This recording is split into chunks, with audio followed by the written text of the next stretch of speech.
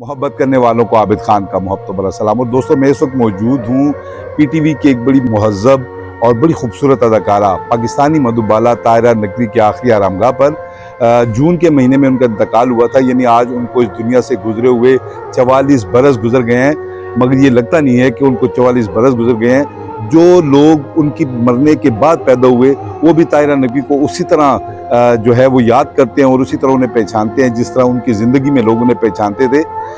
PTV का सुनहरा दौर था जब रूही बानो और उज़्मा गिलानी जैसी लेजेंडरी अदाकाराएं मैदान में थी, मगर उनके दरमियान से जो है वो ताहिरा नकवी ने अपना रास्ता निकाला, एक अपनी अलग पहचान बनाई और पूरी दुनिया में उन्होंने नाम कमाया। उनके मतलब ये कहा जाता है कि वो इतनी खूबसूरत थी कि उन्हें पाकिस्तानी मधुबाला कहा जाता था, लेकिन जितनी वो खूबसूरत थी उतनी ही अच्छी और तहजीब याफ्ता खातून भी थी। यकीनन पीटीवी का सुनहरी दौर जब भी याद किया जाएगा उसमें ताहिरा नकवी का नाम सर फहरिस्त लोगों में शामिल होगा। जून 1982 में यानी आज से 44 बरस पहले वो इंतकाल कर गई और हमारी दुआ है कि अल्लाह पाक इस अजीम अदाकारा की आखिरत की मंजिलें आसान फरमाए। यकीनन ये उन चंद लोगों में शामिल है जिन्होंने एक मुख्तसर ज़िंदगी में पूरी दुनिया में अपना नाम कमाया, और ऐसे लोग ख़ास होते हैं, वो आम लोग नहीं होते जो 25 या 24 साल की उम्र में पूरी दुनिया में अपने नाम का डंका बजवा दें। ताहिरा नकवी एक ऐसी फनकारा जिसने सिर्फ 26 बरस की उम्र पाई, लेकिन वो अपने फन के ऐसे अनमिट नकूश छोड़ गई कि उनके बनने के 44 बरस बाद भी लोगों को अच्छी तरह याद है। वो एक हसीन और जमील खातून थी और कुदरत ने उन्हें दिलकश आवाज से भी नवाजा था। इसी वजह से उन्हें पाकिस्तान की मधुबाला कहा जाता था। ताहिरा नकवी 20 अगस्त 1956 को डस्का में पैदा हुई। उन्होंने अपने फन का आगाज रेडियो से किया और सबसे पहले अपने आप को रेडियो आर्टिस्ट की हैसियत से मनवाया। उसके बाद वो टीवी ड्रामों की तरफ आई। उन्हें अमजद इस्लाम अमजद की ड्रामा सीरियल वारिस से बहुत शोहरत मिली। वैसे तो इस ड्रामा सीरियल के सभी फनकारों को बहुत पज़िराई मिली, जिनमें आबिद अली, शुजात हाशमी, औरंगजेब लगारी, फिरदौस जमाल और खास तौर पर महबूब आलम शामिल थे। इन सब के अलावा उज़्मा गिलानी, आगा सिकंदर, सज्जाद किश्वर और ताहिरा नकवी ने भी अपने किरदार बड़ी महारत से निभाए। इस हकीकत से इनकार बहुत मुश्किल है कि वारिस के सभी फनकारों ने कमाल की अदाकारी की और साबित किया कि टीवी ड्रामों का कोई सानी नहीं। ताहिरा नकवी ने उज़्मा गिलानी के साथ मिलकर ऐसी फितरी अदाकारी की कि जिसकी मिसाल मिलना मुश्किल है।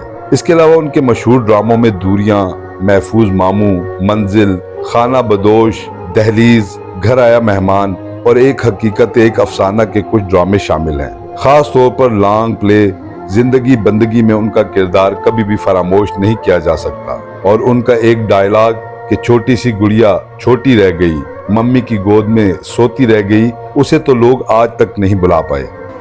छोटी रह गई, मम्मी की गोद में सोती रह गई, छोटी सी गुड़िया छोटी रह गई, मम्मी की गोद में सोती रह। ताहिरा नकवी के बारे में मुत्तफिका राय यह है कि वो अदाकारी के हकीकत पसंदाना उसलूब से वाबस्ता थी। जज्बाती अदाकारी करने में उनका कोई जवाब नहीं था। वो दौर था जब रूही बानो, खालदा रियासत, उज़्मा गिलानी, सरवत अतीक, बिंदिया और मदीहा गौहर के नाम का डंका बज रहा था। इन जैसी अदाकारों के होते हुए अपनी एक अलग शनाख्त बनाना बड़ा मुश्किल काम था, मगर ताहिरा नकवी ने कम उम्री में ही अपनी आला सलाहियतों की बदौलत वो कर दिखाया जो हर किसी के बस में नहीं था। वो बिलाशुबा हुस्न और नफासत का मजमुआ थी और उन्होंने टीवी की अक्सर अदाकाराओं को मुतासिर किया। उस दौर में जो आर्टिस्ट टीवी ड्रामे में काम कर रहे थे वो फनी लिहाज से बुलंद कामत थे। इसे ताहिरा नकवी की खुशबख्ती कहा जा सकता है कि उन्हें ऐसे बुलंद पाया अदाकारों से बहुत कुछ सीखने का मौका मिला। ताहिरा नकवी ने कई ड्रामों में छोटे छोटे रोल भी किए, लेकिन उनके फन का जादू सर चढ़कर बोलता रहा। मारूफ अफसाना निगार यूनुस जावेद की राय में रूही बानो के बाद ताहिरा नकवी वो फनकारा थी जो अपने किरदार में डूब जाती। इस हकीकत को भी मद्देनजर रखना पड़ेगा कि उन्हें वक्त बहुत कम मिला। अगर जिंदगी ने ताहिरा नकवी से वफा की होती और उन्हें कुछ बरस और मिल गए होते तो वो फन के आसमान का सबसे रोशन सितारा होती। लेकिन ये सब तकदीर के खेल हैं। ताहिरा नकवी ने 2 फिल्मों में भी काम किया जिनमें बदलते मौसम और मियाँ बीवी राजी के नाम शामिल हैं। बदलते मौसम में उनके साथ शबनम और नदीम जैसे मंजे हुए फनकार थे। ان دونوں فلموں میں انہوں نے معاون اداکارہ کے طور پر کام کیا۔ ایسا لگتا ہے کہ شاید فلموں میں کام کرنا ان کے مزاج میں شامل نہیں تھا، یا پھر انہیں فلمی ماحول پسند نہیں آیا، جس کے باعث وہ واپس ٹی وی کی طرف لوٹ گئی۔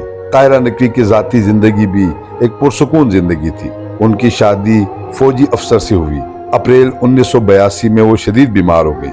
مرض کی تشخیص ہوئی تو پتہ چلا کہ وہ سرطان جیسے موذی مرض میں مبتلا ہیں۔ ان کے علاج کے لیے ٹی وی فنکاروں نے چندہ جمع کرنے کے لیے مہم بھی چلائی اور اس زمانے میں 2 لاکھ روپے جمع کیے گئے۔ اس وقت کی حکومت سے مطالبہ کیا گیا کہ طاہرہ نقوی کو علاج کے لیے بیرون ملک بھیجا جائے، لیکن حکومت کی جانب سے اس معاملے میں تاخیری حربے استعمال کیے گئے، جس کی وجہ سے 2 جون 1982 کو طاہرہ نقوی نے دائی اجل کو لبیک کہا اور یوں چھوٹی سی گڑیا ہمیشہ کے لیے سو گئی۔ ہماری دعا ہے کہ اللہ پاک طاہرہ نقوی سمیت تمام مرحومین کی مغفرت فرمائے۔ کیا آپ ایک بزنس اونر ہیں اور چاہتے ہیں کہ آپ کا برانڈ زیادہ سے زیادہ لوگوں تک پہنچے؟ ہمارے پاس ہے آپ کے لیے ایک بہترین موقع۔ ہمارے یوٹیوب چینلز پر روزانہ ہزاروں لوگ ویڈیوز دیکھتے ہیں۔ یہ وہی لوگ ہیں جو باخبر، باشعور اور فیصلہ کرنے والے ہیں۔ اب آپ اپنے بزنس کو براہ راست ہمارے یوٹیوب چینلز پر پروموٹ کر سکتے ہیں۔ پروڈکٹ پلیسمنٹ اور اسپانسرڈ سیگمنٹس کے ذریعے آپ اپنے برانڈ کو لاکھوں پوٹینشیل کسٹمرز تک پہنچا سکتے ہیں۔ تو دیر کس بات کی؟ آج ہی اپنے بزنس کو نئے لیول پر لے جائیں۔ For more information, call us 923338122280.